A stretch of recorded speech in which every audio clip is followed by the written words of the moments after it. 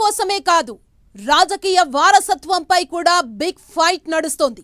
ప్రాంతీయ పార్టీల్లో వారసత్వం వార్ ఎలా ఉంటుందో తెలియంది కాదు. ఇప్పుడు వైఎస్ఆర్ వారసుడు ఎవరనేది కొత్త చర్చ తెర మీదకొచ్చింది.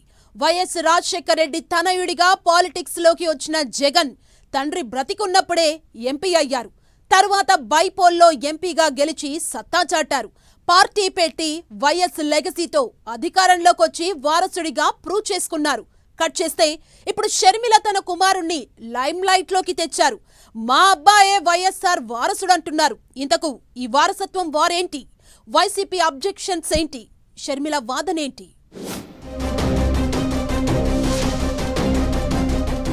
వైఎస్ఆర్ వారసుడెవరు? ఏపీ పాలిటిక్స్ లో కొత్త చర్చ. వైఎస్ వారసుడిగా పాలిటిక్స్ లోకొచ్చి ప్రూవ్ చేసుకున్న జగన్ ఇప్పుడు తన కుమారుడే వైఎస్ వారసుడు అంటున్న షర్మిల. షర్మిల కొడుకు వైఎస్ వారసుడు ఎలా అవుతారంటూ వైసీపీ సెటైర్లు. ఏ రిలేషన్ అయినా బాగున్నంత వరకు అంతా ఆల్ రైట్ అన్నట్లు కనిపిస్తుంటుంది.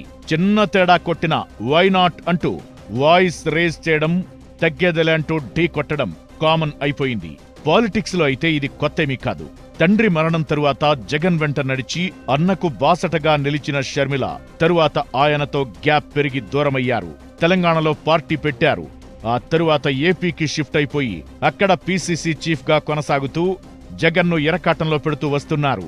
ఆ ఎపిసోడ్ అలా నడుస్తుండగానే ఇప్పుడు తన కుమారుణ్ణి తెరపైకి తెచ్చారామె. కర్నూలు ఉల్లి మార్కెట్ ను సందర్శించిన షర్మిల తన కుమారుడు రాజారెడ్డిని ఆ పర్యటనకు వెంటబెట్టుకుని వెళ్లారు. కర్నూలు పర్యటనకు ముందు రాజారెడ్డి తన అమ్మమ్మ వైఎస్ విజయమ్మ ఆశీర్వాదం తీసుకోవడం పొలిటికల్ హాట్ టాపిక్ అయింది. ఉల్లి మార్కెట్ పరిశీలన తరువాత మీడియాతో మాట్లాడిన షర్మిల తన కుమారుడి రాజకీయ అరంగేట్రంపై ఇంట్రెస్టింగ్ కామెంట్స్ చేశారు. తన కొడుకు రాజకీయాల్లోకొస్తే తప్పేంటి అంటూ ప్రశ్నించారు. అంతే, నెక్స్ట్ అవర్ నుంచే రచ్చ స్టార్ట్ అయింది. అయితే వైసీపీ నేతలెవరూ నేరుగా రియాక్ట్ కాకపోయినా వైసీపీ సోషల్ మీడియా మాత్రం పోస్టులు హోరెత్తించింది. రాజారెడ్డి వైఎస్ వారసుడెలా అవుతారు? అందుకు అవకాశమే లేదంటూ సోషల్ మీడియాలో పోస్టులు, కామెంట్లతో రెచ్చిపోయారు. వైసీపీ రియాక్షన్ పై షర్మిల అదే రేంజ్లో ఇచ్చిపడేస్తున్నారు. ఎవరు అవునన్నా కాదన్నా వైఎస్ రాజకీయ వారసుడు తన కుమారుడేనని కుండబద్దలు కొట్టేశారు. తన కుమారుడికి రాజారెడ్డి పేరును స్వయంగా తన తండ్రి వైఎస్ రాజశేఖర రెడ్డే పెట్టారని గుర్తు చేస్తున్నారామె. ఎవరు ఎంతగా ముత్తుకున్నా, అరిచి గీపెట్టినా దేనినెవరూ మార్చలేరని చెబుతున్నారు. తన కుమారుడింకా రాజకీయాల్లోకి అడుగు పెట్టనేలేదు, అప్పుడే వైసీపీలో అంత గాబరా ఎందుకంటూ సెటైర్లు వేస్తున్నారు. అయితే ఎక్కడైనా కుమారులే రాజకీయ వారసులుగా వచ్చిన సందర్భాలు ఉన్నాయి. బట్ తెలుగు స్టేట్స్ లో కాస్త డిఫరెంట్. అందులో జగన్ షర్మిల ఎపిసోడ్ ఇంకా వేరు. వైఎస్ బతికున్నప్పుడు షర్మిల పాలిటిక్స్ లోకి రాలేదు. ఆ మాటకొస్తే జగన్ జైలుకెళ్లే వరకు కూడా షర్మిల యాక్టివ్గా లేరు. అన్న అరెస్ట్ అయ్యాక పాదయాత్ర చేసి ప్రజల్లోకి వెళ్లి జగన్ కు తోడు నీడగా ఉన్నారు. అలా ఆమె వైఎస్ఆర్ కుమార్తెగా ప్రజాదరణ పొందారు. తరువాత అన్నతో విభేదాలు వచ్చి దూరమయ్యారు. ఆ తరువాత ఆమె పాలిటిక్స్ లైమ్లైట్ లో ఉంటూ వస్తున్నారు. ఇప్పుడు తన కుమారుణ్ణి తెర మీదకు తేవడం కొత్త చర్చకు దారితీస్తోంది.